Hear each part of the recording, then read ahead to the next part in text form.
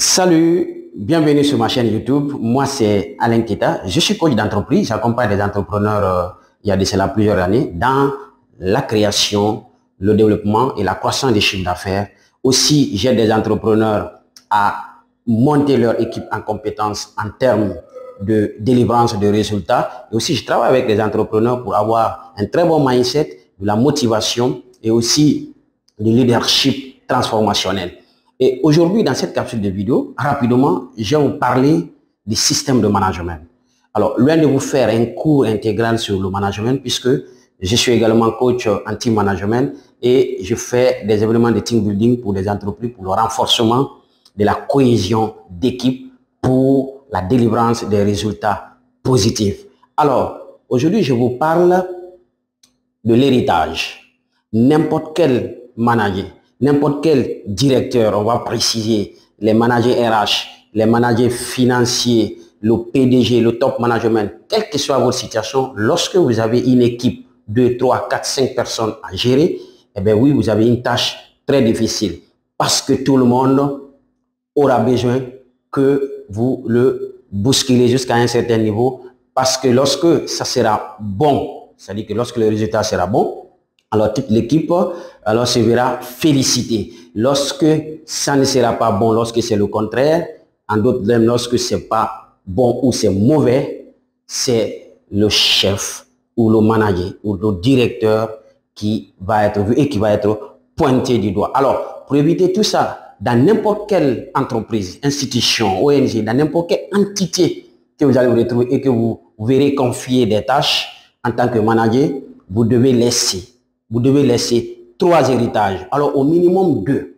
Parce que si vous voulez laisser cet héritage-là, un seul, les 2 autres ne fonctionneront pas. Donc, il vous faut les 3, mais au minimum 2. Je vais vous partager les 3 héritages. Je les appelle les héritages parce que dans les conférences, lorsque je fais de la métaphore et que je demande aux participants, quel est l'héritage laissé par un père de famille à ses enfants? D'aucuns me disent, alors c'est l'éducation, oui. D'autres disons les biens matériels, oui, c'est bon. Mais l'éducation, c'est la première des choses, c'est le premier héritage. Et les biens, ils peuvent ne pas avoir les biens, mais si l'éducation a été donnée aux enfants, alors quelle que soit la situation, ces enfants s'adapteront. Alors ça, c'est de la métaphore. Restons dans le cadre d'entreprise, d'accord?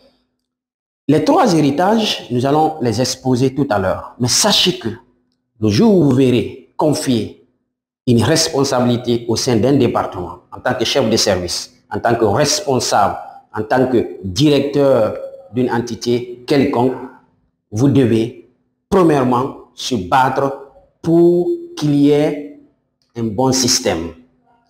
Alors, vous commencez à bâtir le bon système.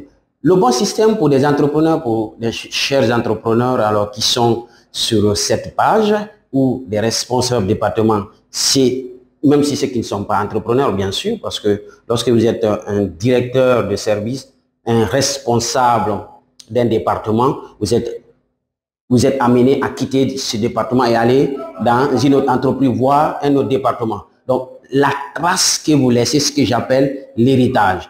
Parce que si, la première des choses, vous ne laissez pas un bon système, quand vous venez dans un département quelconque, mettez un bon système. Et je crois que tous les chefs d'État d'ailleurs doivent se battre et je crois les grands chefs d'État, les leaders, bâtissent d'abord le système. Parce que quelle que soit la personne que vous allez mettre à la place de l'autre, si le système n'est pas bon, c'est que la personne travaillera exactement avec la même stratégie que vous avez mis en place. Voilà pourquoi souvent je parle de vision, je parle de mission et des objectifs. Mais au-delà de ça, lorsque, pour le cas précis des entrepreneurs, vous mettez un bon système sur place, c'est le bon système qui permet à certains entrepreneurs de voyager par-ci, par-là, faire 2, 3 mois, sans se retrouver dans son entreprise, mais que l'entreprise continue à fonctionner comme ça se doit. Parce qu'on sait comment le processus de vente est mis sur place. Quand le client vient, comment il est acquis. Quand il doit faire le paiement, on sait là où il doit faire. Lorsque l'information comptable doit être traitée, on sait le processus. Et lorsqu'il doit déjà faire, il s'agit de faire un compte rendu, on sait la personne qui doit le faire. Donc, le système qui est mis sur place, s'il est bon, le reste, c'est naturel. Deuxième héritage, ce sont des hommes, mais pas n'importe quel homme, des hommes puissants. Alors, comment rendre les hommes puissants? Vous allez me dire, donc, cet héritage est un héritage crucial parce que l'entreprise ne fonctionnera pas seule. Quand vous prenez les 3 ressources fondamentales d'une entreprise, vous avez les ressources humaines, c'est la première, vous avez les ressources financières et les ressources matérielles. C'est les 3 systèmes qui font fonctionner une entreprise. Donc, lorsque vous avez le système, le premier héritage ou la première trace que vous devez laisser en tant que directeur, le deuxièmement, c'est des hommes puissants. Un chef d'État doit laisser un bon système, donc en termes de management des organisations publiques, et aussi des hommes qui sont là-bas, c'est des hommes, quand des hommes puissants, ce n'est pas des hommes forts, mais c'est des hommes bien formés. D'où d'ailleurs la formation, le renforcement des capacités de votre personnel.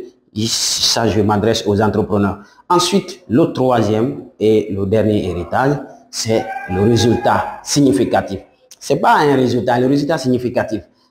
Mais dès qu'on parle déjà de la personne qui gérait telle entité, tel département, on fait directement allusion justement à la trace et au résultat. C'est-à-dire que le résultat que nous voyons, il a fait des routes, il a fait de telle sorte que l'immeuble a été construit. C'est lui qui a fait que nous avons créé ce partenariat. Ça, ce sont des résultats. Mais ces résultats découlent forcément des 2 héritages précédents. Le bon système, parce qu'il a mis le bon système, que les gens se sont adaptés et ces gens ont été formés pour être adaptés à ce bon système. Et ça, naturellement, ça produit justement. C'est comme si vous faites une ferme ou bien alors de la pisciculture. Lorsque l'aménagement a été bien fait, et c'est comme aussi, je parle souvent dans mes cours de leadership, la loi de la sémence pour les agriculteurs. C'est lorsque vous avez identifié la bonne terre et que vous avez eu la bonne graine, lorsque vous sémez, vous aurez forcément les bonnes graines. Vous aurez forcément alors le bon résultat. Donc, avoir des résultats significatifs découle forcément d'un très bon système et des hommes puissants. Alors, voilà ce que je tenais à vous dire dans ce premier cours d'introductif du management. Au fur et à mesure, nous travaillerons aussi sur le management d'équipe et on va voir aussi comment développer la mentalité des soldats d'élite. C'est-à-dire que quand je parle de soldats, ce sont vos collaborateurs. Comment à travers les 2 premiers systèmes, le bon système que vous avez mis et déjà les hommes puissants, comment maintenant les motiver à se surpasser, à se dépasser jusqu'à catalyser la performance et dépasser justement les objectifs atteints. Ça aussi, ça s'apprend. Dans une autre vidéo, je vous reviendrai pour vous expliquer, en tout cas, les contours du management des organisations, parce que sur cette chaîne, je vous parle d'entrepreneuriat, de business, de mindset, ici, et de management. Portez-vous bien et à bientôt.